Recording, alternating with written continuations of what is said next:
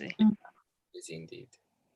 Is anybody else finding that the weeks seem to go by a lot quicker now than when they first did initially in lockdown? Yeah. I know. Yeah. Bye. It's confusing. I'm pretty sure like it was Thursday yesterday. So now that it's Thursday, I'm like, what's going on? Yesterday was just like, my mom was just like prayer meeting. I'm just like, but it's Tuesday. Mom's just like, no, it's Wednesday. I'm just like, I can't cope. I keep losing days, and it's just upsetting to me now. We're going crazy. It's 18th already. I know. I know. So it's basically July. Year is shooting by. No, Christmas. it's not basically July. No, we don't want July to go. Let's put July off a little bit longer. Is that when it's your birthday? Yep. What day? When's your birthday? What day? 7th. 7th. Perfection, guys. Perfection. You're looking at my dad's birthday. Okay. 7th of 7th. Claim it. Hey, so good evening, everyone. Good evening. Hi. Okay, hope you're all doing well. Hope you've had a blessed week. Today, we want to welcome everybody who's watching online. We'd like to welcome you to our Let's Be Real session that we're running every 2 weeks. So what I'd like to do just before we do begin, just give a brief introduction. Today, our topic is abuse is happening. We'll be talking about abuse through this program. We've got two really good guests with us this evening. We've got Sharina and Joanna. Sharina has studied, many years ago, she studied international fashion marketing and then marketing. And right now she is self-employed as a social media content creator / manager. I'm tempted to add CEO and all of the other big titles that go with it. And we've also got Joanna, who's an international speaker and author whose work helps individuals to heal from the impact of childhood trauma.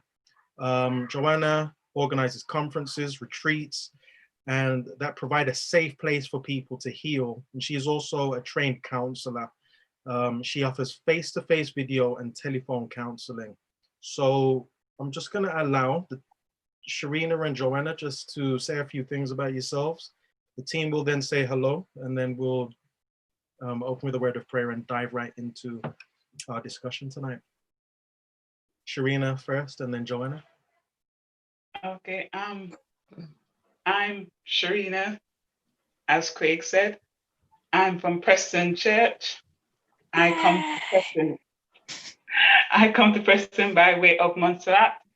So Montserrat, yes.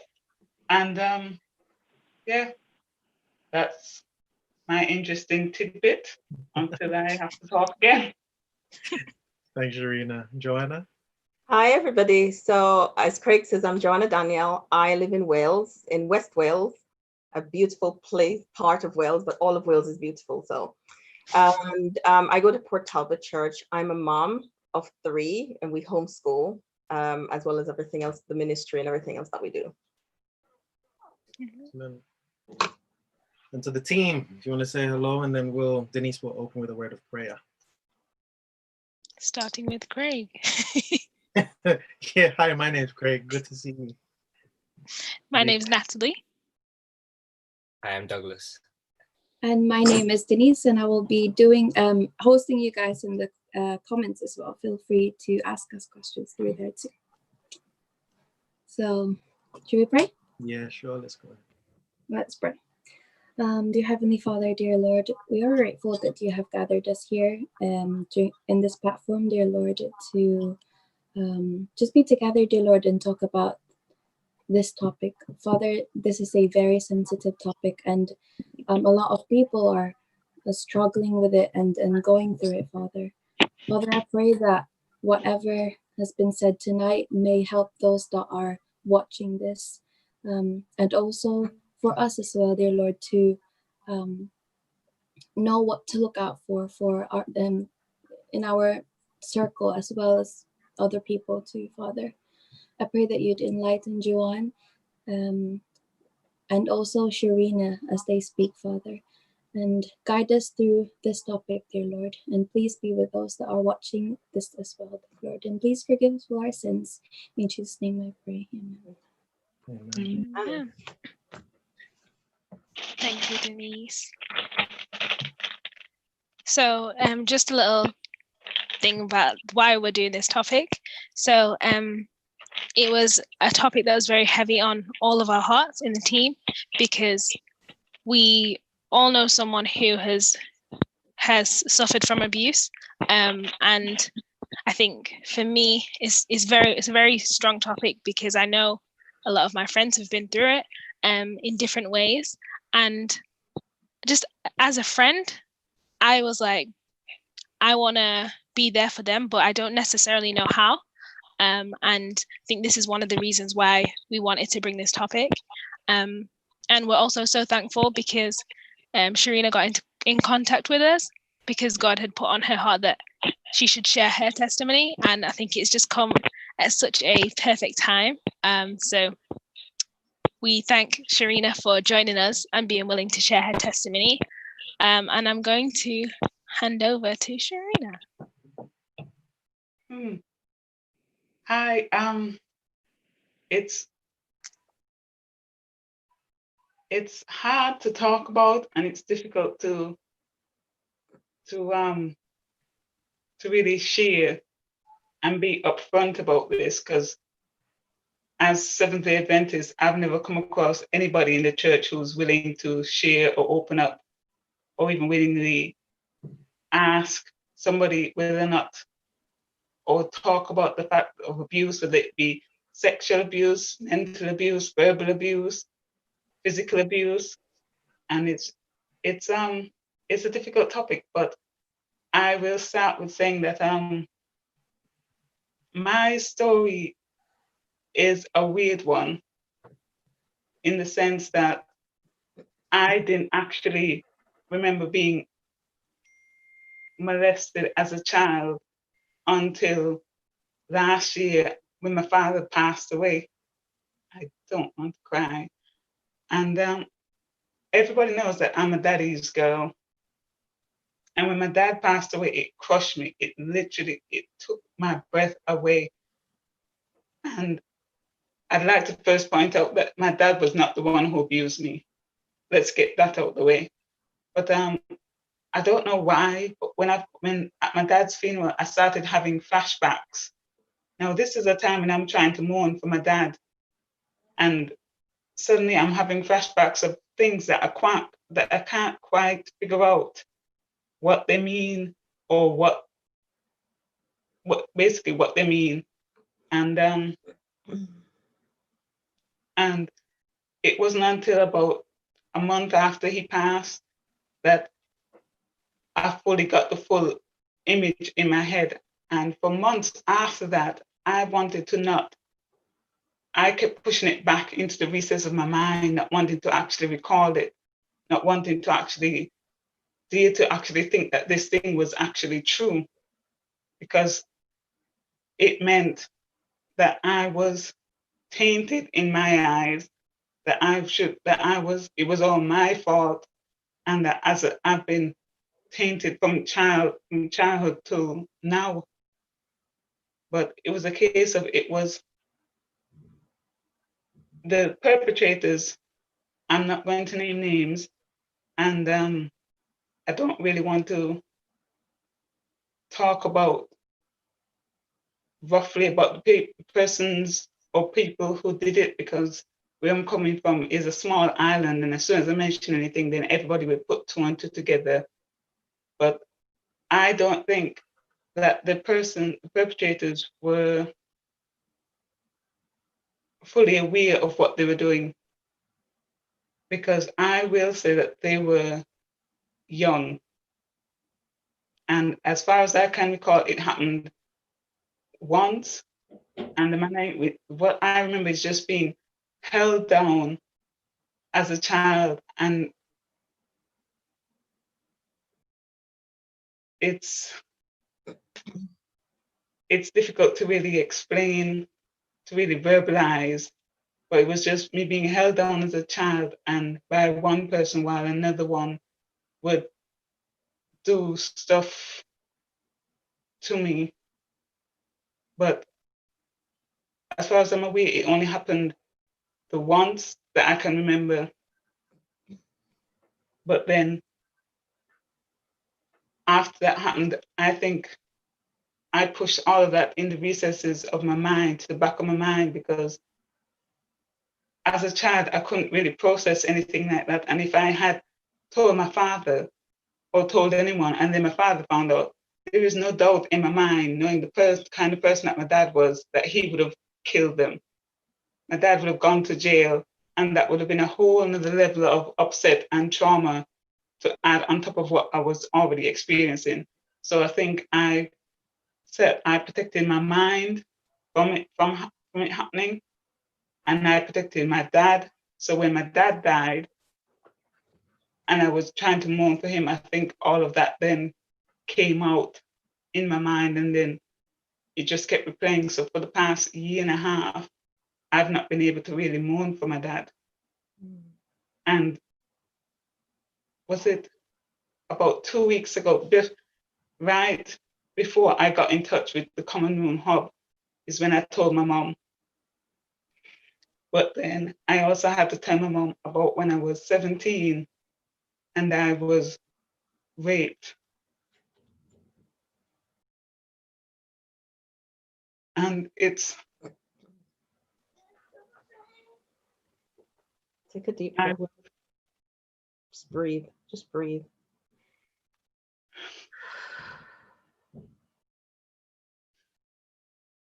It was somebody that I knew, and I was drugged. But after that happened, for months, I blamed myself. For years, I blamed myself, because I thought, even though I had said no, I had put myself in a position for that to happen. So for years afterwards, I blamed myself. And I couldn't face up to it. So all my relationships after that was just, they weren't really relationships. I was just using people, because I had to have a control over my life in order to, I guess, make up for the fact that I didn't have control over that situation in the first place. And I think me now admitting it, bringing it out to light now is a step to me actually dealing with it, because I've never received counseling. I've never spoken to anyone about it. And it's, all of this happened before I was baptized as well, before I ever found God. And I think God waited until now for me to remember about the molestation when I was a kid, because if I had had that in my mind growing up as a child, my childhood would have been completely different. And when I look back on my childhood, I can honestly say that my childhood was the best for me. I can't, bar that one incident, that one episode that I can remember, I can't think of anything wrong with my childhood, except maybe that my dad was also physically abusive to my mom. But that's a different story. But yeah, I've grown up a lot with a lot of trauma. But God has given me so much strength, and I've grown so much in the last year, having lost my dad. And I know that I can deal with it now a lot better than I could have done had I remembered things, had I remembered it when I first got baptized, before I got baptized, because my life before God was a mess, in the fact that God kept reaching out to me, God kept chasing me, and I was so adamant on, I don't need God, I've made it this far, not realizing that, not really grasping the fact that all the time that God was the one who protected me, who brought me through, who guided me through, even through the whole trauma of the rape. It's hard to really think of it like, okay, well, God was there, but then I was listening to somebody the other day who was saying that, imagine how traumatic it was for me. Imagine how much more traumatic it must have been. It must be for God, because God is there for every rape. God is there for every molestation, and it breaks his heart to see that happening to his children, to his creations. But he also gave us free will, and I can't blame God for the free will of somebody else attacking me. Nor can I really blame that person, because that person has learned behavior from somebody else, and we don't know what that other person has learned. So we do place the blame. So it's just like, I've forgiven everybody involved, but I think the hardest part was forgiving myself, because I felt so much like I was to blame. Like, I put myself in a situation where I was raped. Like, even as a child, when I really grasped what had happened, I was like, it must be my fault. It must be something that I had done that had caused somebody else to actually do something like that to me. And that's been the hardest part, is dealing with forgiving myself and realizing that I don't need to actually forgive myself, because I am not to blame, but trying to overcome the shame and not being able to really talk about it is the hardest part. That's why I know that I need to seek counseling and to talk about it even. And that's why I'm here now, because I know that people go through it, experience it in church, and we're not above bad things happening to us just because we've been baptized, we found God, we've been saved. But there needs to be a space where we can talk about it freely and not feel shame and guilt and not be hushed into a corner because somebody else might be upset, or it might ruffle a few feathers. I think we've been called to ruffle a few feathers, in all honesty. And I think bringing this to the forefront and talking about it openly and allowing girls as well as boys to know that this is not the behavior of everybody. Everybody isn't to blame. Everybody isn't going to attack you, but you also need to be aware that there are people out there who, the ones who you think are your friends, who you think will be there for you, they might not always be there for you. And I think that that's affected me in the fact that I don't trust a lot of people. I can't actually say that there is anybody that I really do trust, to be honest. And I think it's been manifested in the way how I deal with people, because as a child, I was free. I was always spontaneous until that rape happened when I was 17. And I suddenly became very cautious and very apprehensive of people in general. Like, I couldn't approach anybody openly anymore, because if somebody I knew would do that to me, then anybody else could do worse. And unfortunately, I haven't been able to overcome that thought, even though in my head, and I've only just realized that in my head that I've always felt like I've got it all together, but we never always have it together, do we? But yeah, that's my testimony. Thank you so much for sharing, Sharina. And can I just say, like, that is the bravest thing ever. The fact that you, like, only just recently told your mom, and then you've been able to share that with us, and you wanted to share that. Like, I'm just in awe of how brave that was. And I just want to say thank you for taking that leap, because like you said, there's a lot of people that have gone through it, and in church we just don't talk about it enough. And it's time we break the mold, and I just want to say thank you so much for that. Praise God.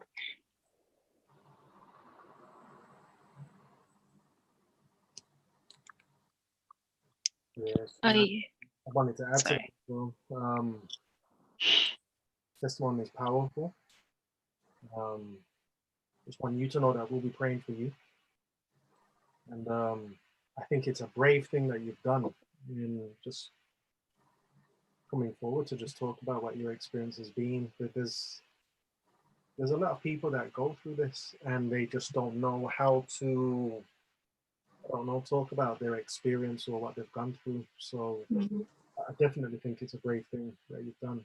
And I hope it helps others who may be watching right now, who have been or may be going through this, just to know that as we'll continue going through the program, you'll see that there's practical ways and some help that's available for you, and especially when Joanna starts sharing what she will be.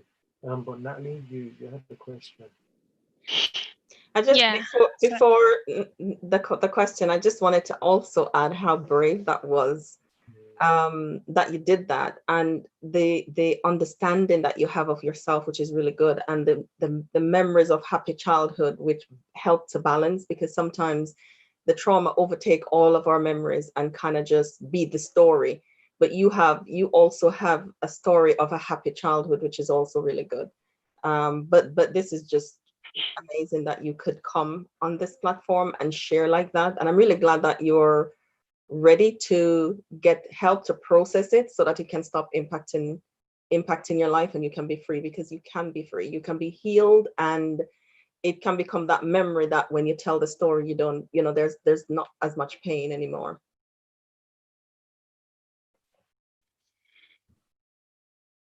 I think you touched on it, Sharina, when you were saying your testimony, actually. But just a question, like how are you learning to deal with the past and to heal from it? Is it like anything practical that you have been doing to help? I heard a quote the other day, which I was looking for, but I can't remember which notebook I wrote it in, or even if I did write it down.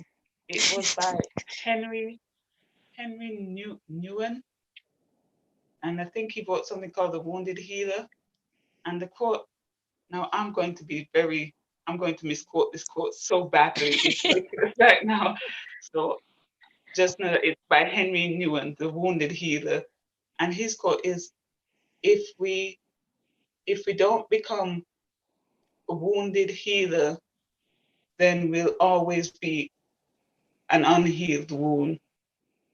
In that, wounded healer is, if I didn't use what I have, and I think to me, talking about it, knowing that for me, it's a fact that, yeah, it happened years ago before I was baptized, but I know that this happens now to people, and they hold on to the shame.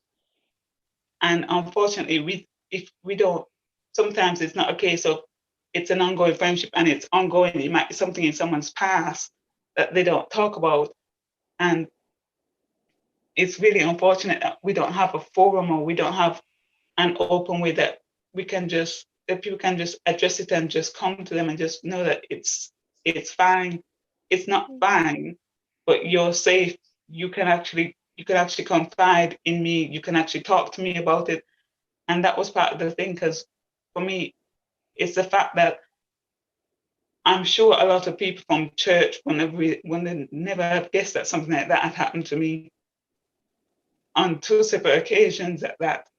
But then I want to be able to be open enough to allow other people, if they want to reach out to me to talk to me about it, or know that they're fine, they can come to me and just openly just feel like they found a safe space, that they found a friend. And I think that that's the way how I'm dealing with it. I'm just talking because I told my mom the first time ever, and I feel like I'd made up my mind that God had already told me that I needed to bring it to basically share it with everybody. And he brought to me specifically the Common Room Hub at a time when you guys weren't doing this specific kind of let's get real type situation. So it was just like, I was like thinking to God, but God, the kind of things they're not talking about, this kind of darkness really. And I was just like, I don't want to bring anybody down or try and force anybody to think that they have to bring up a specific topic. And then but then I went to go and reach out to the Common Room Hub, and then God specifically told me that I need to actually tell my mom. And that was the hardest thing, because how do you say to your mom something? And my mom was like, my mom couldn't really grasp, couldn't really deal with it, process it for days afterwards, because she herself had become angry, even though I wasn't angry when I was telling her. And I'm not even angry at all, to be honest, at the people, at whoever perpetrated, because I've already forgiven, and I thank God that I've already forgiven them, and I'm not holding on to any malice against them. But yeah, talking about it is what really helped me to deal with it, to be honest. Thank you.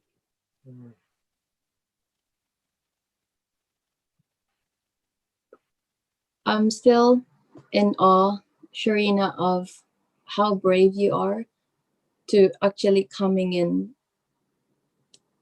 to this live where not even potentially, everyone would probably see this, and hearing your testimony and your survival story. It's just amazing I'm inspired to be that brave like you are too. And the question that I'd like to ask is that, as a Christian, how did you go about forgiving those people that has done wrong to you or has done this to you, if you have forgiven them? It's for me, it's like people saying, holding on to unforgiveness. Not forgiving other people is like drinking poison and expecting the other person to die. I can't hold on to that darkness inside of me, because I'm trying to deal with a lot of stuff like my health issues and things like that, and all that would just be contributing factors to my deteriorating health. So it's more selfish than anything, because me not forgiving them, they'll continue moving on and living their life and doing whatever, regardless of whether I've forgiven them, because they've already done what they've done. Sometimes I sit down and I wonder if if they ever even remember what they've done to me. So it's just like, for me as a Christian, to forgive them it's not really about forgiving them. For me, it's about forgiving myself. And it's that in the situations, forgiving yourself is always the hardest one, because you feel the shame, you feel guilt. And it was trying to wrap my head around the fact that I have nothing to feel ashamed about. I have nothing to feel guilty about. And as hard as it is to, sometimes when the memory comes back into my head, I just have to say to myself, get behind me, Satan, because I know it's Satan that's the one that's bringing that memory to the forefront. So how do I forgive them as a Christian? As a Christian, how could I not forgive them? I think it's a better question, because we are taught to forgive as Christ forgives us, and we can't expect to receive Christ's forgiveness if we're not forgiving other people for what they've done to us, or what we perceive them to have done to us. Because maybe when they did it, they didn't even realize that they were doing something wrong. So it doesn't, what forgiving them is just, it's part of the course. It's forgiving myself that I've really got to get to grips with, to to be honest. Wow. Oh, You know, church is like this place where we should be able to come together and talk about this stuff. But oftentimes it's like we're sometimes trying to just, it's like we're wearing a mask, where we want to speak to others about the problems that we go through. And it's interesting that you approached us, because the timing that you actually approached us in was quite unique, because during the time we were saying that we needed to, the time had come for us to start a new program.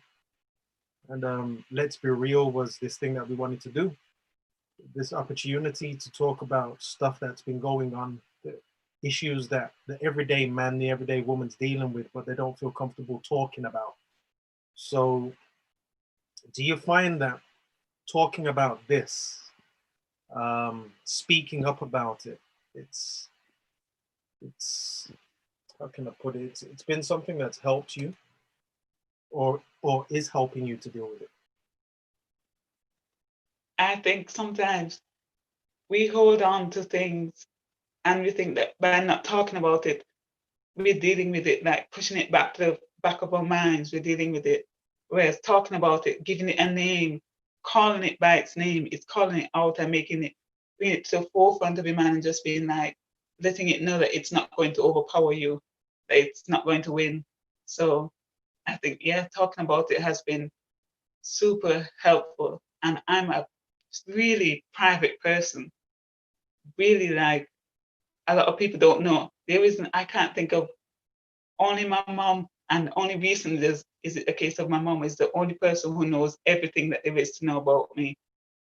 So I've been in relationships, my sister's my best friend, and I've got other friends, and they don't know everything about me because I'm such a super private person, and I tend to deal with things myself. But when I think about this and how it's affected me, I'm just like, I can't keep it to myself. I need to share it with others and let others know it's fine to share it with, to tell your parents, to tell a friend, to tell me, and just be able to be upfront and honest about it. Thank you. Thank you.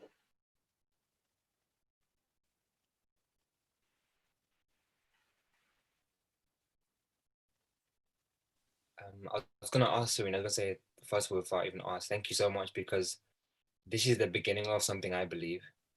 Because like you said, a lot of people are going through this, and this is the beginning of people being able to see that there's someone else who's going out, who has gone through something like this, and you coming out is giving someone hope. I know that. And like you said, you're quite a private person. How do you, and kind of relate to that into them being private? How do you kind of battle between you being private and being able to, advice for someone who may be struggling to kind of want to talk about it, because it can be a difficult thing to talk about, and to come out with? I would advise anybody else to just talk to someone, anyone. Sometimes it can be, the first step can be even just writing it down, because talking about it, bringing that memory to the forefront, describing exactly what happened can actually be therapeutic in itself. So sometimes writing something down and just like writing down point for point what happened, the fact that you knew that it was wrong, how it happened, and identifying the fact that you're not to blame, I think is a key thing. Mhm. Even if you're a private person, you need to speak about it. That's something that I've had to come to grips with, because, like I said, I'm super private. So sharing my thoughts with anybody else is going to be a tough thing, a tough sell. Because even I think it was for the last 2 days, I've been just like, the pit of my stomach. Every time I thought about sharing it, I was just feeling queasy. I was like, I knew that it was this that was bringing my nerves up to the forefront, because even being live on camera, it's not for me. I'm the one who's taking the picture. I'm not the friend who's in the picture. So for me being here live, it's only God. And we can only draw on God's strength when it comes to sharing these things and making it public. Mhm. Thank you. Good. I think I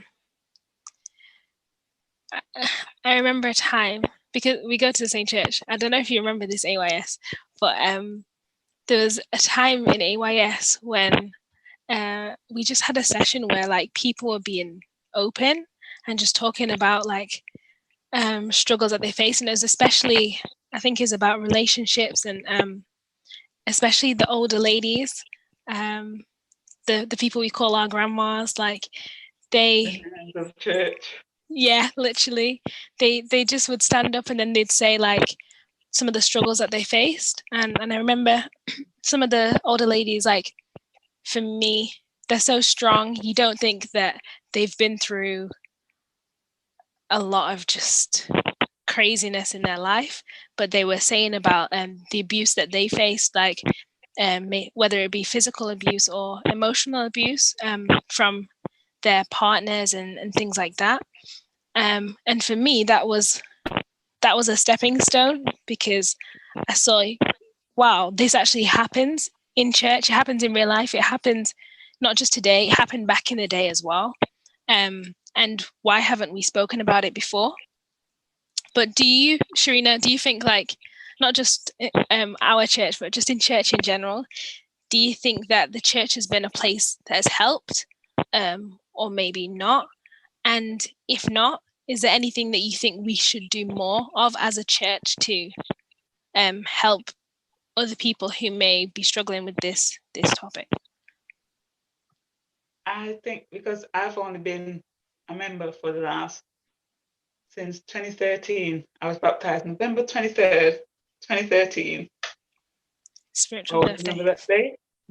But and when I came into the church on the 1st of June.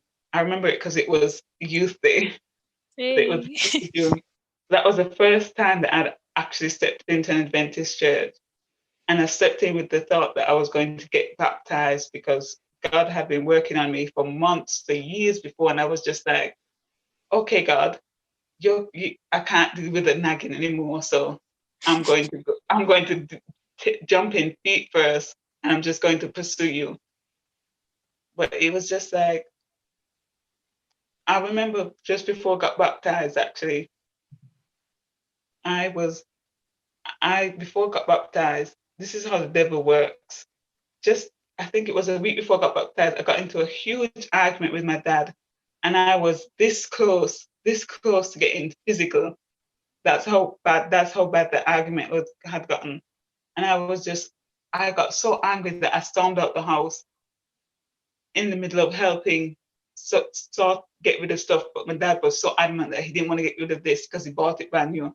He didn't, he bought it second hand. And all of my dad said, for my dad, because he bought it, it was brand new. So it was just dealing with that stubbornness was just too much. And I was second guessing myself, wondering whether I should I, and then I was just like, no, I shouldn't get baptized because obviously my heart's not thinking to myself that I needed to make myself worthy in order to bring myself to God. But that's just how it is. That's how a lot of people see the church, and people think to themselves that they can't talk to anybody in the church because that's not something that we deal with. It was like you said, that instance in AYS when everybody was shocked that actually happened to, and a lot of the nanas of the church went through so much more than just what they said, just what they were talking about. But even afterwards, there's sometimes when you bring up something and people just like, no, you shouldn't say that, you can't say that, or whatever. And it's just like, but if I can't talk about sex, then I definitely can't talk about the fact that I was raped as a child, or I was abused as a child, or I was physically abused by this person, or I think I'm being mentally abused by that person. And it's a really difficult thing to bring up in church because there's so much shame attached to it. And it's not even like shame from other people, it's shame that we look in the mirror and we we then place on ourselves. How do we address it? I don't know.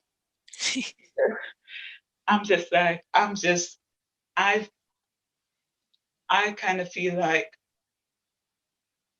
how do we address it is by making people feel comfortable about talking about these issues. And how do we make people talking about these difficult issues is by being comfortable talking about smaller issues that have to do with these bigger ones. So if you like, we should have advice on the fact that girls of a certain age need to be spoken to about the fact that they will be approached by boys. Boys will find their bodies attractive. They will have like, they might, God, you don't know what's going on in secular schools these days. So it's just like you have to be able to have that conversation with children in church, because if you don't have that conversation with them in church, then the world will be the one who's teaching them these things that we should be teaching them, and making them think that, well, the church isn't comfortable about talking about these things, the world is, so I'm just going to deal with the world and not treat the church. And therefore they've already made up their minds by the time they're 13 or 14 whether or not they're going to stay in church, or whether as soon as they go to university, that's it. Bye bye, God. I don't need to go to church on a Saturday. I don't need to wake up early in the morning anymore. So bye, see ya. It's true. Yeah. So more awareness needed, like talking about the taboo topics that we don't necessarily bring to the forefront, but maybe we should bring to the forefront. I think that it starts with people like that other kids or whatever will look up to. I'm not saying that we should make it up, but if you know that you're a role model in church, and you should be able to bring things up and discuss it with them, not just be their friends, but also be there to actually be a role model, mentor them, exactly, to all aspects, not just about reading the Bible, not just about studying the Bible, but also that this is what life is like, and this is what may or may not happen to you because it happened to somebody else that you may know, or it happened to me, or whatever. But we need to draw on the fact that we've all collectively got experiences that we need to share with the younger, those behind us, and start a ministry or something that makes everybody feel comfortable, whether it be older than me, my age, or younger than me.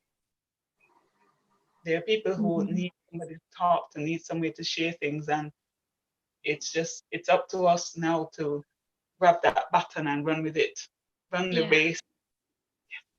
True. Yeah, I agree with that as well. Sorry, Doug. No, go ahead, Denise. No, I agree with that as well, because I see the church as a hospital. I see the church where a place where all those that are, me personally, that are broken, that are looking for help, that needs help, should come. And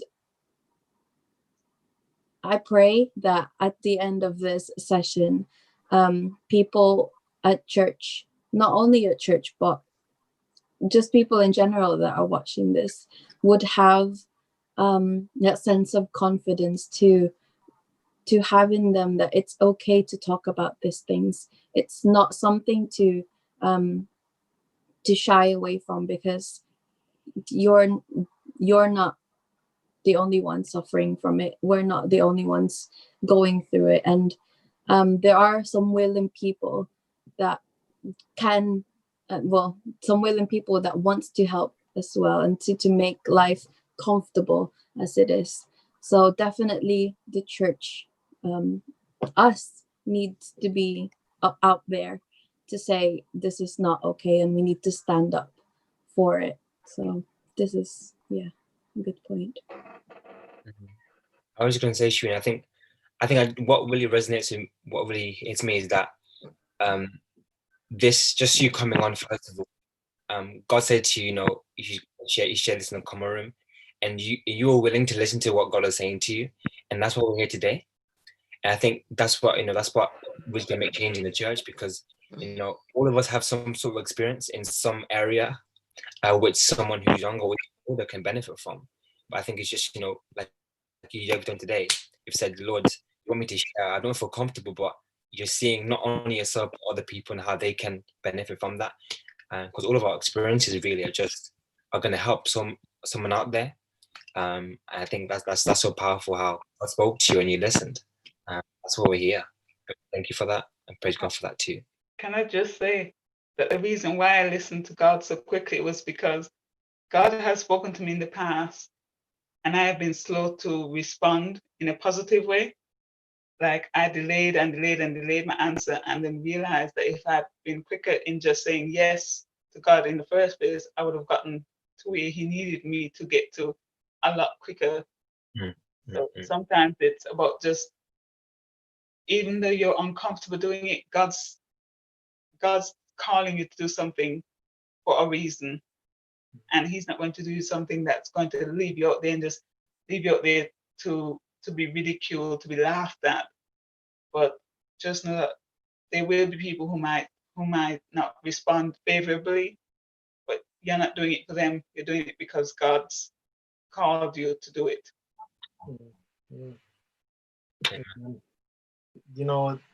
I can definitely tell you that your what you've shared has encouraged a few people. I know that for sure, because I can see from the comments. One person commented that they wish they were as brave as you are, and others are saying that you're an inspiration to them. So just keep going from strength to strength, Sharina, and thank you for the privilege to be able to say that you've come on here to share your testimony with those who are watching. It's a privilege, so thank you.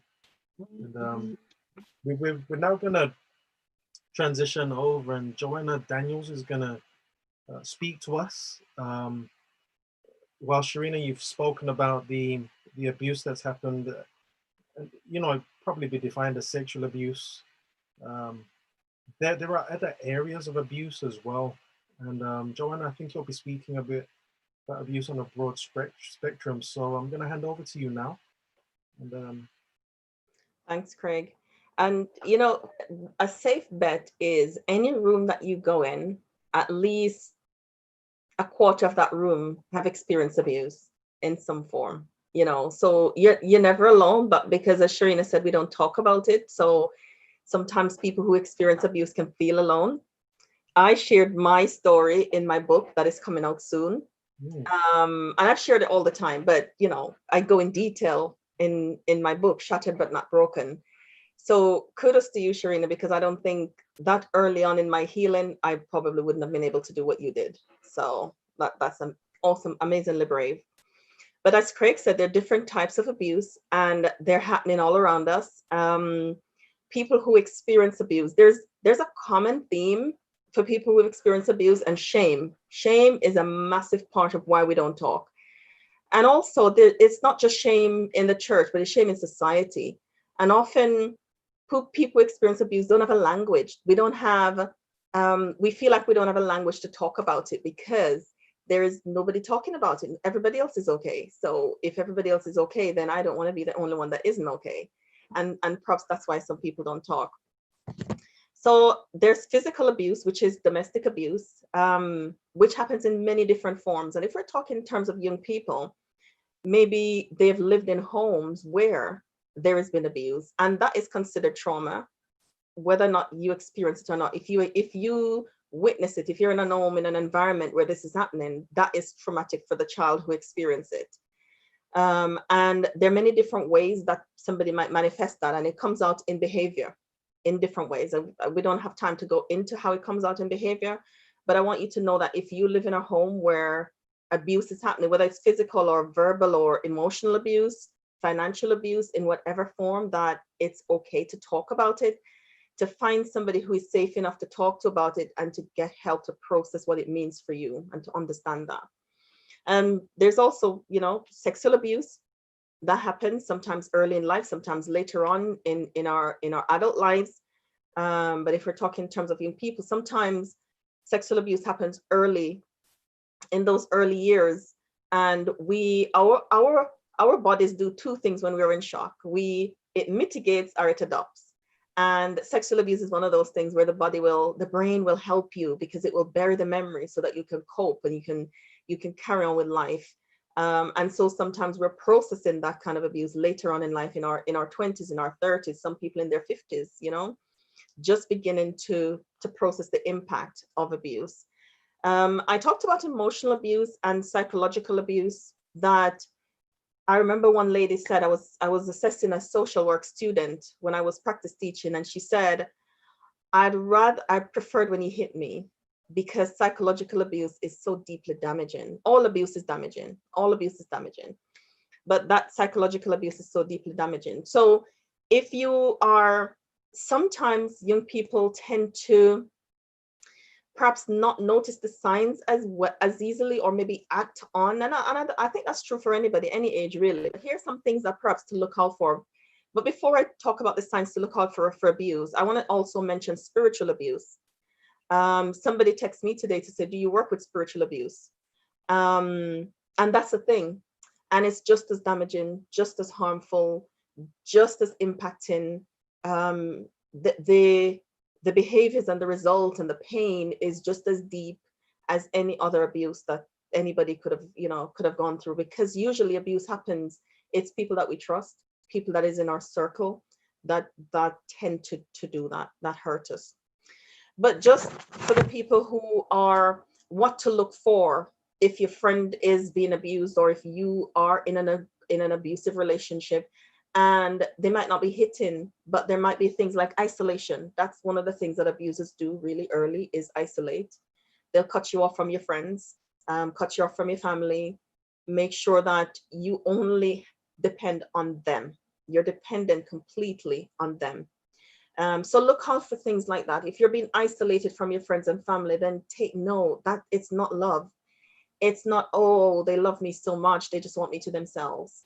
That's a problem, because you need your circle, you need your sisterhood, you need your brotherhood, you need your family, you need your support system, because one person can't meet all of your needs or be the support system that you need.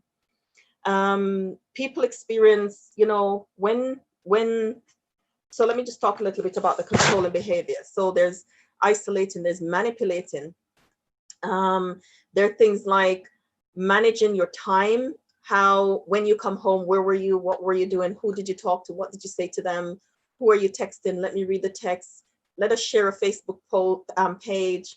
That's a thing. People share a Facebook page. I need to know whose pictures are you liking? Why did you like the picture? And there's a lot of interrogating that happens. And as I said, sometimes that might feel like love. For different reasons, that might feel like love, but it's a toxic kind of love. So if you're in that situation, it's not love. They're probably not able to love at this time. They might need to go deal with why they have to be manipulative or controlling, why there's a need to isolate you. So it's not love. Sometimes by the time people get to me, the abuse happened, as I work with childhood trauma. So the abuse happened early in life. The body mitigates and protects, the brain suppresses, and you're dealing with childhood trauma, sexual abuse, living with domestic abuse, rejection, abandonment, neglect, that kind of abuse later on in life. And so it manifests itself in different ways. Sharina talks about controlling, being able to, this is the only thing that we have control of, so we're going to take hold of that. So there's controlling behavior. There's also fear of being known. Like, we're congratulating you. Thank you for saying. People are not able to speak up because there is a fear of being known. There's a great shame. If they know me, will they want to have anything to do with me? And that's just the shame talking. Shame is at the root of most negative emotions. So shame will tell you that nobody will understand. Shame will tell you that this is not something you should go see a counselor for. Shame will say you're not spiritual enough. Maybe if you studied the Bible enough, if you pray harder, if you become a Bible worker, if you become a missionary, shame will tell you all of those things in order to hide. But repressed trauma comes out in physical illness too. So that's not the Lord's ideal for you. He really does want you to get help and to get healed. Sometimes there's an unhealthy fear of failure or a fear of success. And that is also a sign of repressed trauma, when people fear failures and they're perfectionists. The person who's a perfectionist, it has to be just so or we're not doing it. it's a fear of being known. Self-sabotage is really prominent in people who've experienced abuse. There is a lot of guilt, a lot of self-blame. People sabotage relationships, health, opportunities, just a whole host of things because of the abuse and the repressing of it. So self-sabotage and sometimes memory loss and confusion is a sign that there is something there to be processed, but because you're pressing it down so much that it is affecting your memory. People have trouble asking for help, have trouble seeking support. There's a fear of, again, being known, so asking for help. I must deal with this on my own. Anger, some people, for anger is a coping mechanism. Some people, you know, the frustration and the pain is there, and sometimes anger protects. I heard a few years ago, a supervisor said to me that sometimes anger is a guard for sadness. So as opposed to getting sad, anger is a more comfortable, acceptable emotion than sadness and crying. So for some people that you see that are around you in your friendship groups that are angry and easily, you know, we say fly off the handle, and they're frustrated all the time and irritated, and there might be something there that needs processing, some abuse that have happened that they can't talk about, and it comes out in anger. And of course, low self-esteem. Low self-esteem is very common among people who have experienced abuse, because it attacks your sense of self and your worth. And so that's some of the ways that it shows up and comes out. Do I have more time? Oh my, am I doing correct? Yes, yeah, it's fine. It's fine. Okay, so there, as I said, because the events that have an emotional connection get stored in the brain, yeah? And so traumatic incidents get stored in the brain. And Sharina talks about memories that come sometimes. And it's because something may have triggered that memory, comes up into the frontal lobe. It presents itself because it's in the frontal lobe that we do our reason and our thinking. We make good logical decisions, and we can hear, we can be present. That's where it happens. When memories overtake us and we're in the emotional side of the brain and we're not able to function as well, we're not able to be present, we can't answer questions, we're not focused and in control. It's just about now and how we're feeling. And so sometimes people have ways of coping. People have ways of coping with when the memories come. And some of those ways of coping might not be acceptable in our church, because it might look like promiscuity. It might look like blue hair. It might look like the way people dress. It might comes out in food, and the young person who is struggling with drink and smoking and food, overwork. It comes out in many, many different ways. And it's for us to know that, ask what happened and not why are you doing that. So sometimes if we look beneath the behavior, we'll be able to tell that something is going on, and this is a way that I can serve this young person, because the behavior tells us a story. Because we cope in many different ways. We try to find different ways to protect our pain.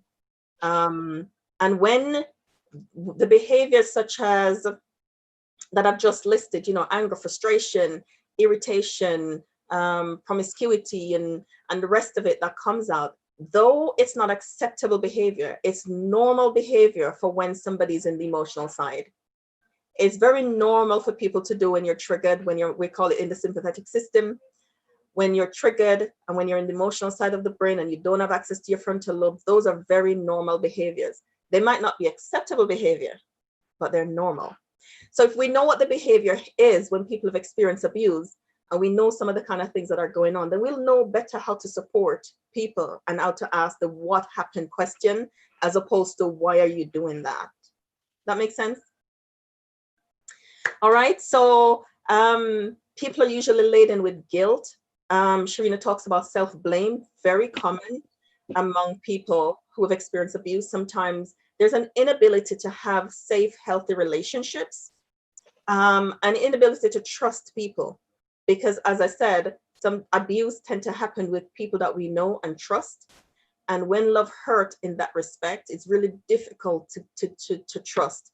And we struggle to trust God too. So though we're at church and we're serving, there's a disconnect between us and God. Not that we don't intellectually know that he's there and he cares, but at the heart, we're struggling to move through the pain in order to get to a place where we can trust that somebody loves us and they won't hurt us anymore. All right. So I think, okay, I think I talked about self-sabotage, and if anybody have any questions now, Craig, I'll be happy to, we can have a conversation. Yeah, thank you very much. Thank you very much for that. Yeah, Denise, did you? Yeah. You had the question? Yeah. Before I ask the question, just kind of like you were talking about something too, and it kind of struck a nerve. And I didn't realize that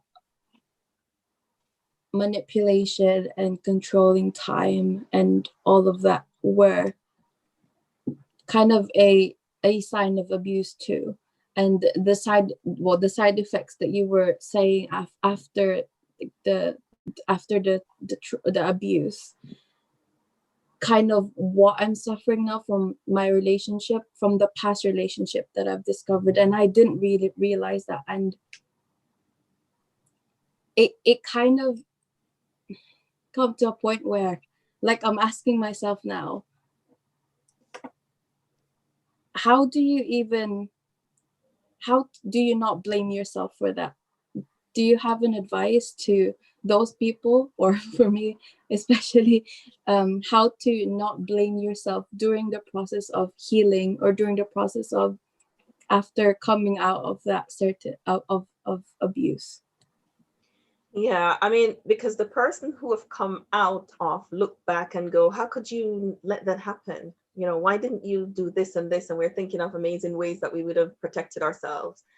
But when you're in there, it's sometimes very difficult to see. Very difficult to see, even in a relationship, and you're getting to know somebody, and it's very difficult to separate manipulation and control from passion and love, and the newness of love. Sometimes it's really difficult to decipher the difference. So, when you think of that, because you have that information now, you didn't have it then. So, one of the ways to not blame yourself is to show yourself grace. Like, I didn't know that this is what it was. And you said past relationships, so you're not there anymore. So that's also a plus. That's also a plus. And somebody said years ago, it's not how you get in, but it's how you get out. And the fact that you're not there anymore is also a big plus. So if there's anybody listening who feel like, why didn't I see the signs? Because sometimes we don't know the signs. We don't know what to look for. We don't know what we don't know. But when we know, when we find out, and then we can make different choices, then we make different choices. But don't hold yourself now. Don't hold you accountable for what you know now, because you didn't know it then. So you can't hold the knowledge that you have now, you can't hold you then responsible for what you know, because you didn't know it. And for the person who experienced sexual trauma and is blaming yourself, you're never ever to be blamed for abuse, ever.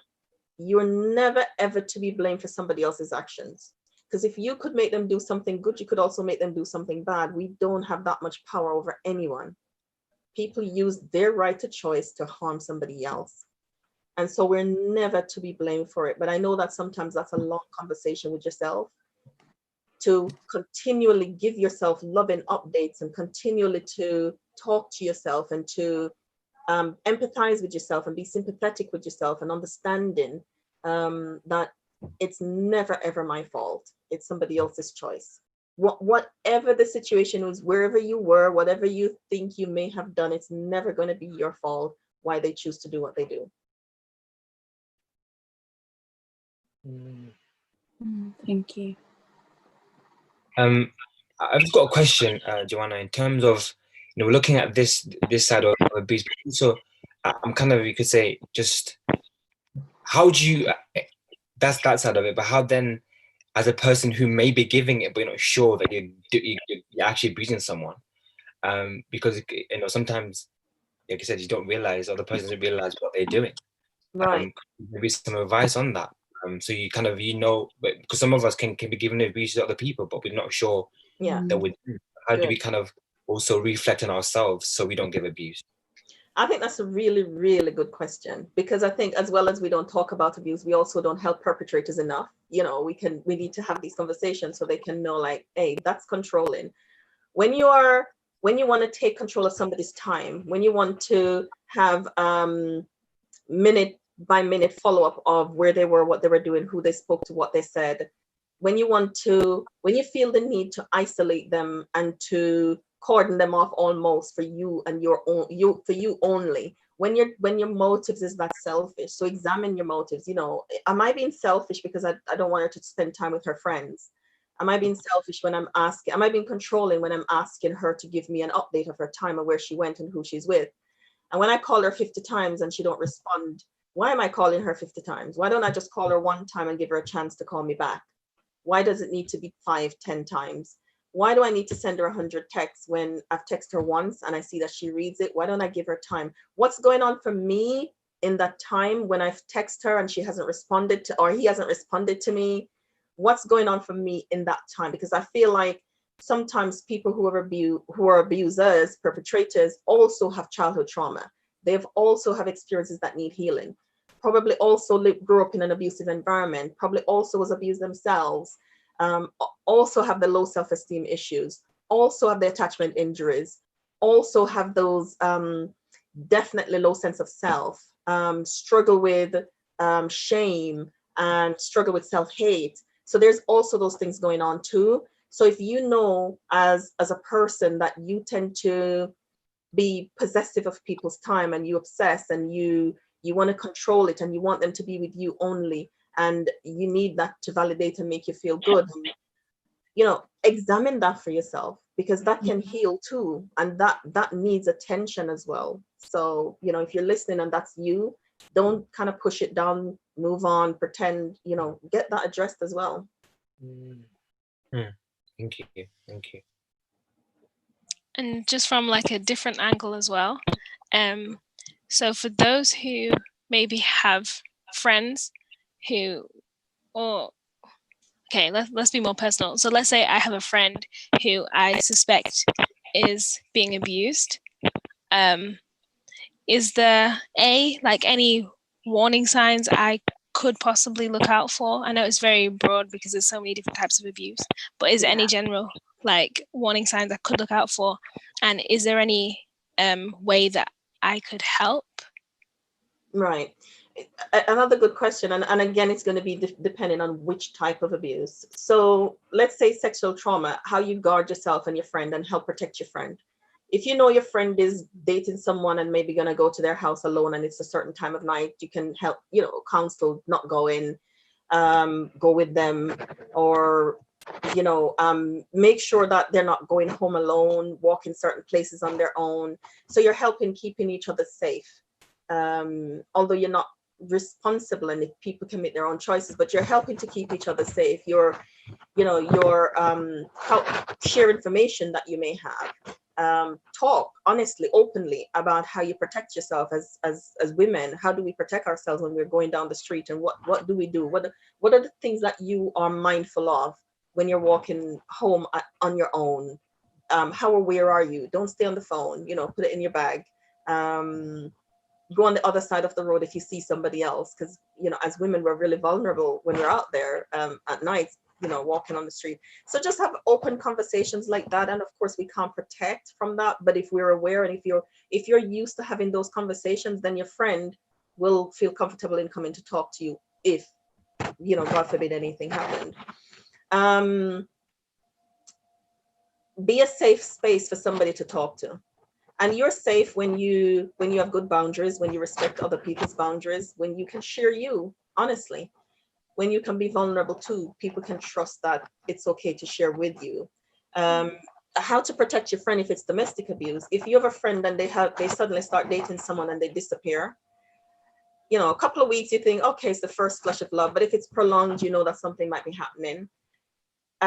It's very difficult to call it out because that person is still in that place of the first phase and wanting to get attention and wanting to hold this person's attention and wanting to please. It might be very difficult. So you be a steady, sturdy support friend. You be that friend that is going to be, you know, you can call it out and say, yeah, I'm really worried about you. I'm really concerned that you're not hanging out around us anymore. And I just want you to know that I love you and I'm always going to be here. You know, so you're not pushing against that, because if you push against it, then she might just disappear. Because now, if she starts to have a name for what's going on and you, that was her friend, kind of make her feel bad, then who does she have to go to? And it might make them stay longer than they want to. So, you know, just kind of reassure and reinforce and just let them know that I'm always going to be here. I'm always going to be here. I love you and I'm not going anywhere. So just know that I send them birthday cards, still text every now and again and say hello. So just be there, stay. Thank you. Yeah, Joanna, thanks so much. I mean, I think you've covered this really well. And Sharina, thank you for sharing your testimony. You know, I was looking at some statistics and just going back to some points that you mentioned, Joanna, you know, it says according to the official of national statistics, 4.2% of men and 7.9% of women suffer domestic abuse in England. 16% of violent crime is domestic abuse, though domestic abuse is least likely to be reported to the police. And it's mind-blowing. I remember watching a documentary, it was a while ago, and it was talking about the men who get abused as well by their wives. And they just don't feel that they can talk out, and they can't talk to their friends. They don't know who to approach because it would make them look like they're not a man. So, I mean, in all of these instances, is there any way that you think we could, as you know, as a church body, as friends, family members, that we can be proactive? Because for me, I hear there are the pointers to look for, etc. How do we approach the situation? The person who may not be that close to us, but we can see that those pointers are there. How do we make that cautious step in approaching them to see if they are okay, but we're not that close with them? I think, you know, there's so many ways to get close to someone, not necessarily be their friend, but, you know, so many ways to get close to people. If you see something, there's a book that I read years ago. It's called Understanding Intimate Violence. And it was written by a therapist, an Adventist therapist. And a deacon one day saw something in a potluck, and he knew the signs and he knew that was abuse, and he called the man out. And when he called that out, it turns out he was abusing his wife and all the children, 5 children. But he was brave enough to say, that looks like that. And it gave them courage to leave, the children courage to leave, the woman courage to leave, and the family courage to get help. So sometimes we're really overly cautious and we don't want to call it by its name. And we don't want to say what it is. And so people suffer longer. So you can, you know, go close to the sister and said, I saw what happened and I just want you, it's not okay. You know, is this something regular? And I'm concerned, you know, or you can go to the brother. And I think men don't get enough support. Men don't get enough help, the perpetrators. Often, they're not the only perpetrators, men, I must say, but I find that there's not enough accountability. And so it carries on to go up and say, look, I see this. It's not okay. And I'm going to hold you accountable to getting help. Sometimes if it's domestic abuse, that might put the woman at more risk because he might go home and take it out on her. So, you know, you really have to be really careful how it's done. But I think it's not okay to not do anything. We have to do something. If we see it, we have to call it by its name have a plan of how to address it. It probably won't be the church board. I have to say that, because it's probably not the safest place, because things go out. So it might be just you and the pastor, or you and an elder who is trusted, who can manage a situation like that, and have a plan of letting this person know that we know, we can see, we understand, we're going to be here to help you if you need help. Yeah. Well, thank you very much. Again, it's just been fantastic to hear. I think from your perspective, Joanna, just the broad range, the spectrum that we see of abuse.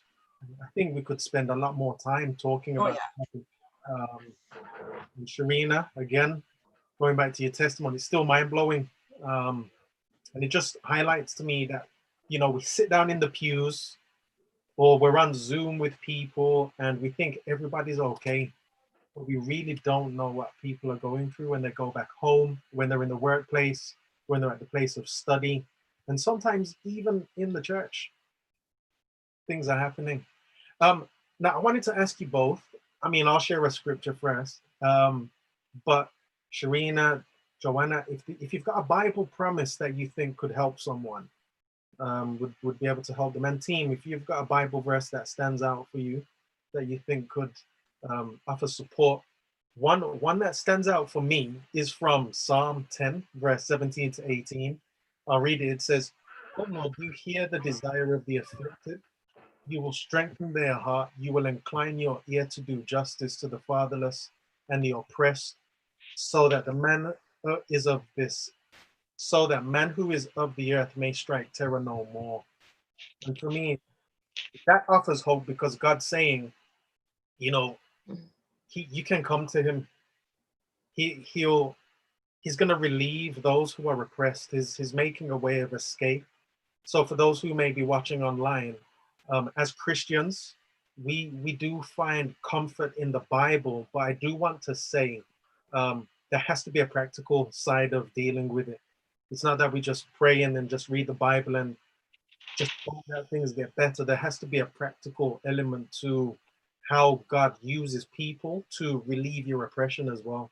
And that's what these sessions are partly to help with also. So that there's a text from me. I'll say it again, Psalms 10, verse 17 to 18. Don't know if any of you have got one that you'd like to share. My ministry is built around Isaiah 53, verse 4 and 5. It's an amazing promise. I've had to pray through this on countless occasions when pain comes up. Surely he has borne our griefs and carried our sorrows. Yet we did esteem him stricken, smitten of God, and afflicted. But he was wounded for our transgressions, and he was bruised for our iniquities. The chastisement of our peace was upon him, and by his stripes we are healed. So that's the whole ministry is built around the premise that God understands. He has borne our griefs and carried our sorrows, and by his stripes, Jesus' stripes, we're healed. Amen. Thank you. I think for me, it's always been Psalm 91, verse 4, which says, "He shall cover you with his feathers, and under his wings you shall take refuge. His truth shall be your shield and buckler." And I think for me, that one was really powerful, because when you think about a bird's feathers, they're waterproof. So when they're covering her chicks, no water, even in the storm, no water can penetrate that. So it's completely protecting that child. And I'm just like so grateful that God has always been protective of me, even in the moments when I couldn't see it. And in my sin, I didn't feel like he was there for me. But thank God for hindsight, because looking back now, I can see the many ways that he has carried me through and brought me to where I am today.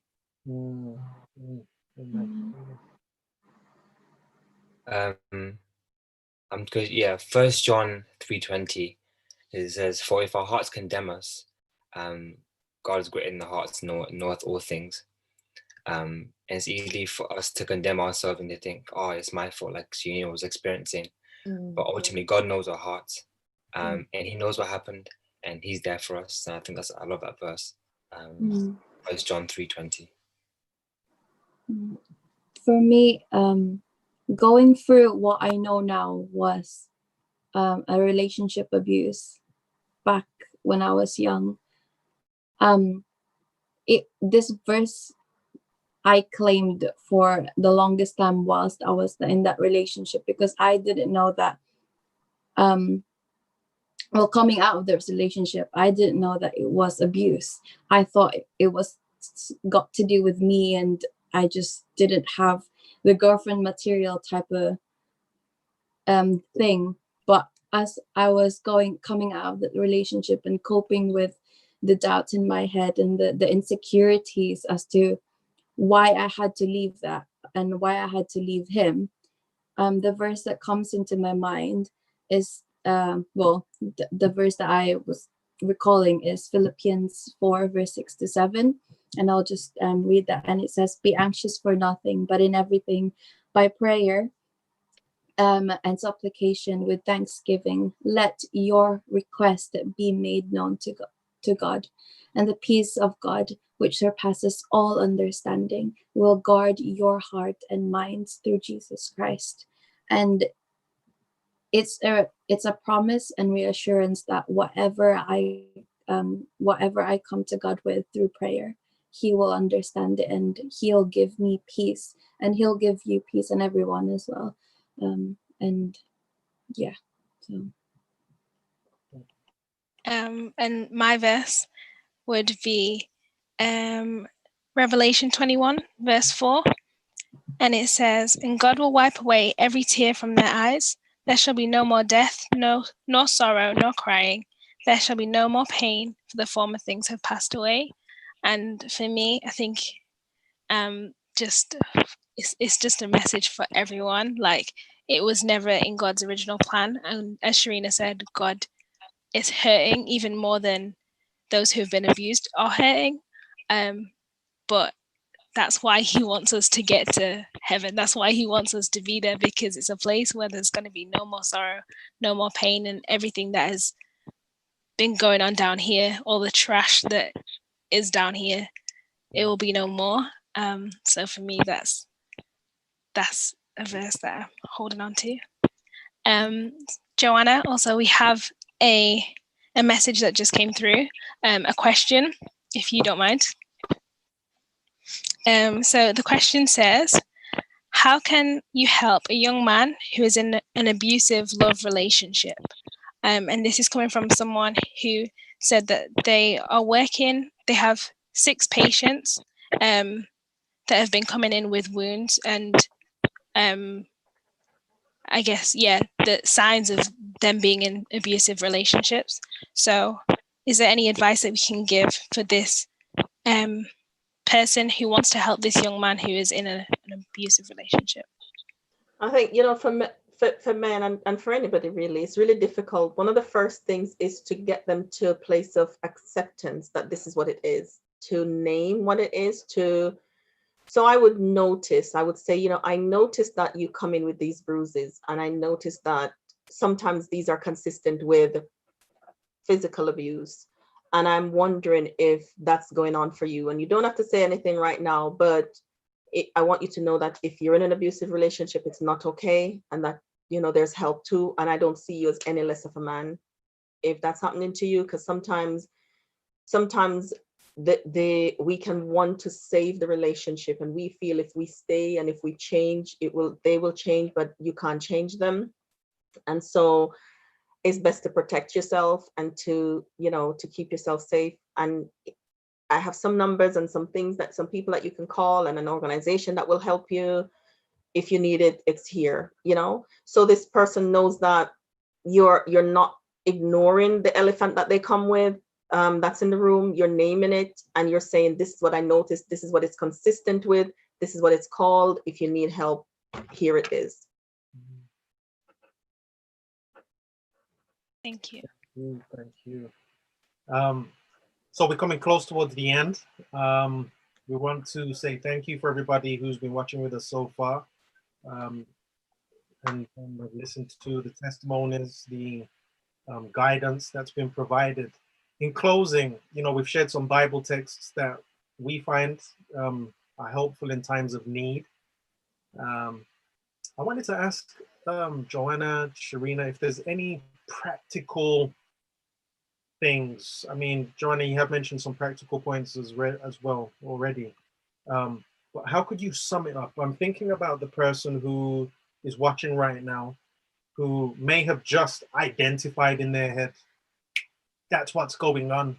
You know, when the guy was telling me that I want to see who you're sharing your posts with, they want to see my text messages, and they were just thinking, oh, he just really loves me. Or maybe the guy that's going through that and the girlfriend's been really forceful on them, or that person who may have had a flashback and some stuff's just come back to their mind.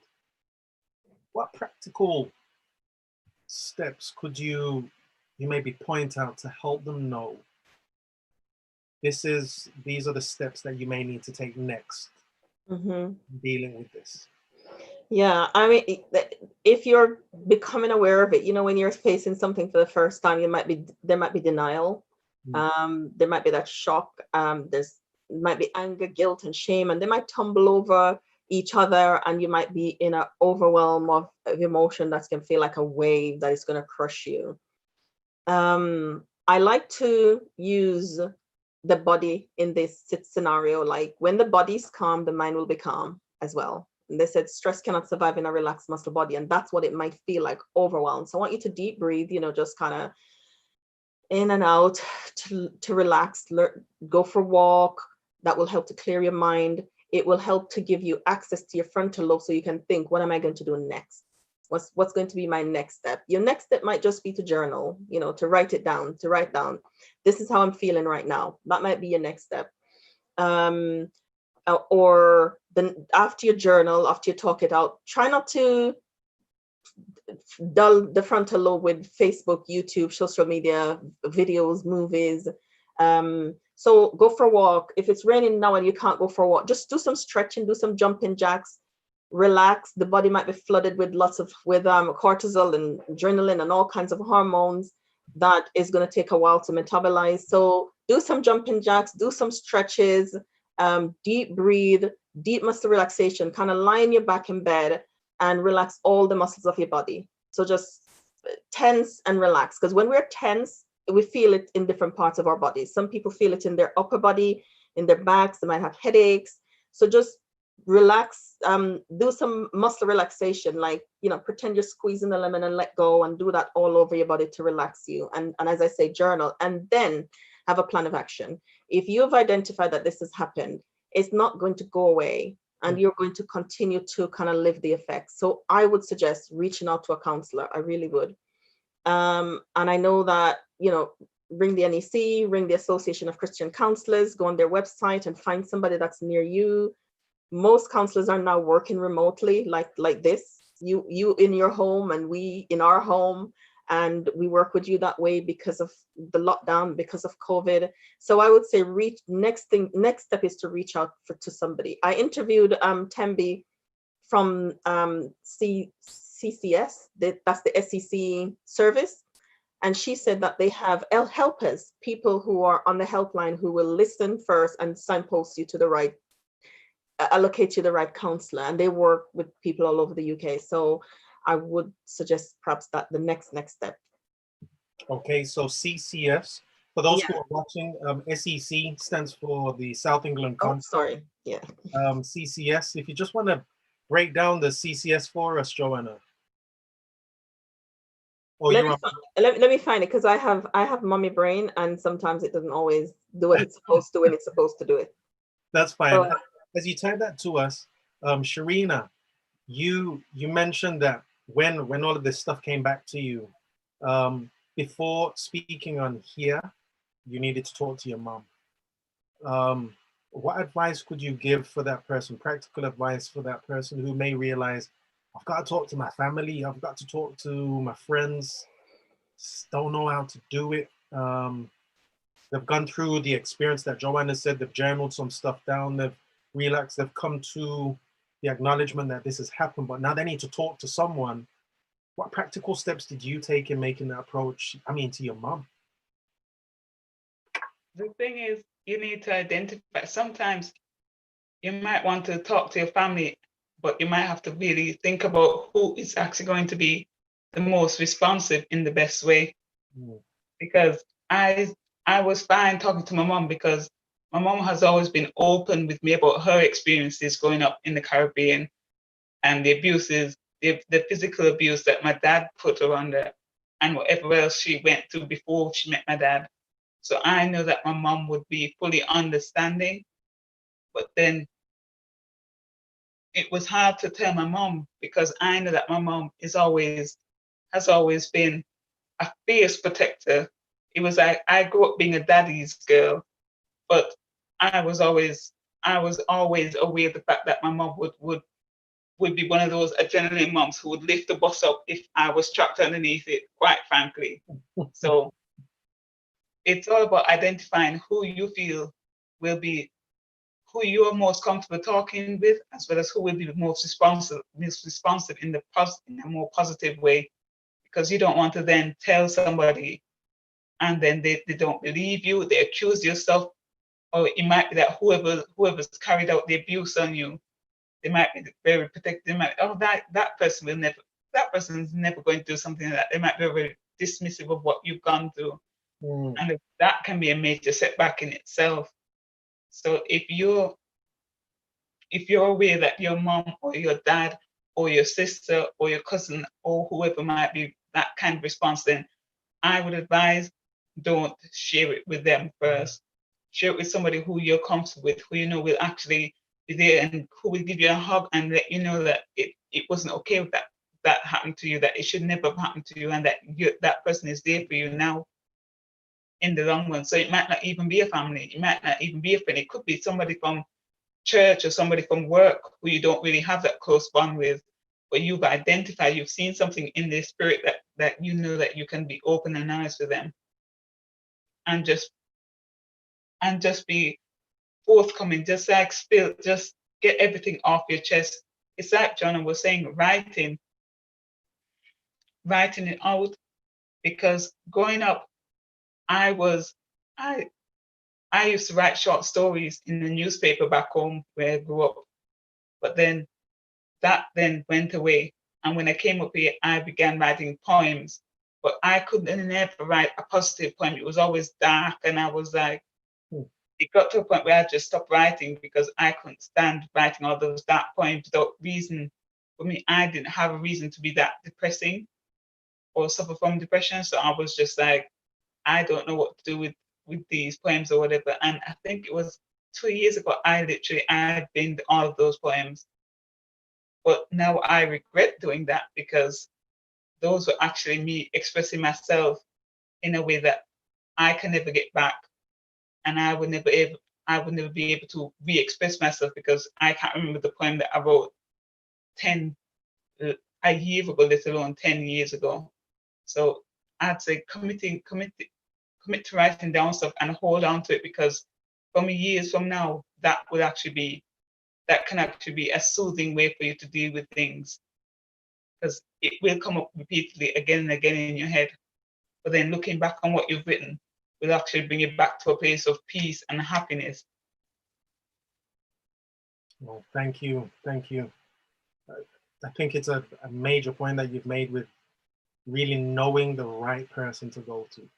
So it's really building that team up of people who can support you through this battle that a person begins to encounter. So Joanna, just coming over to yourself now, there was a booklet, an ebook that you told me about before the session. You just want to give us a bit of a breakdown? I'm going to share the link in our YouTube page and on the Facebook so that people can get access to it, if you just want to talk about that. I put the details for the council in the chat as well. So if you say that. So the ebook is, unresolved stuff impacts our relationships. So the ebook talks about 7 ways to protect your relationships from unresolved trauma. And it's not just kind of relationship in terms of partner, it's friendships, it's your relationship with God. It plays into it. So if anybody who wants that resource, I'm making it available to anybody who wants it. If you use that link and just input your details in, then you'll have that. Okay. And you said the name of it is again? It's 7 ways to protect your relationship from unresolved trauma, from unprocessed pain. Unprocessed pain, I think it's called, yeah.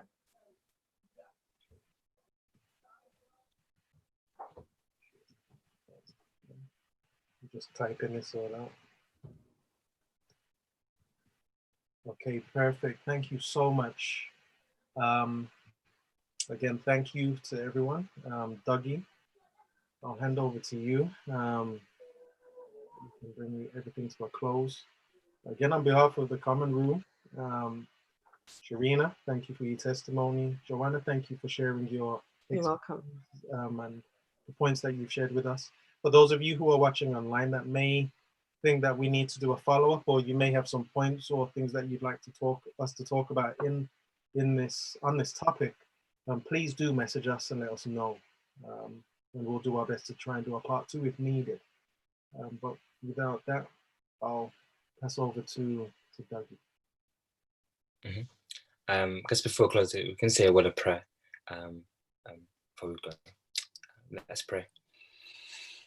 Our Heavenly Gracious Father, Lord, we thank you so much for this time that you've allowed us to come together to talk about this real issue, Lord, abuse.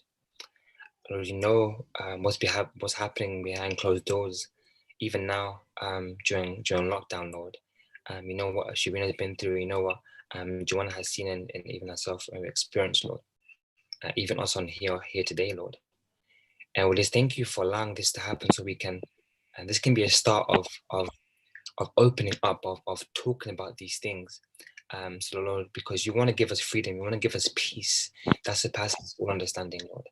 So I pray for those who are watching, who are experiencing abuse right now, Lord, that they may find hope in you, but also hope in their friends, and be able to talk about these things so that they can have relief, so that they can move on, Lord.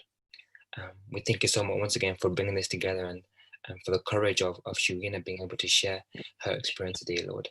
And if there's anyone out there who's struggling with this, Lord, be with them, touch them, and let them know you are there, because you're God that cares, and you're God that is there for us, and you never leave us nor forsake us. This is our request now, and we thank you once again for being so good to us. In Jesus' name I pray. Amen. Amen. So thank you everyone for coming, Sharina and Joanna as well on the team, and yeah, thank you so much for coming, and we see you guys next week for evidence. In the meantime, if you have any topics that you want us to cover for Let's Be Real, let us know. If you want to share for Let's Be Real, even for evidence, let us know. Get in contact with us. Instagram, Facebook, thecommonroom.hub, and also on YouTube as well.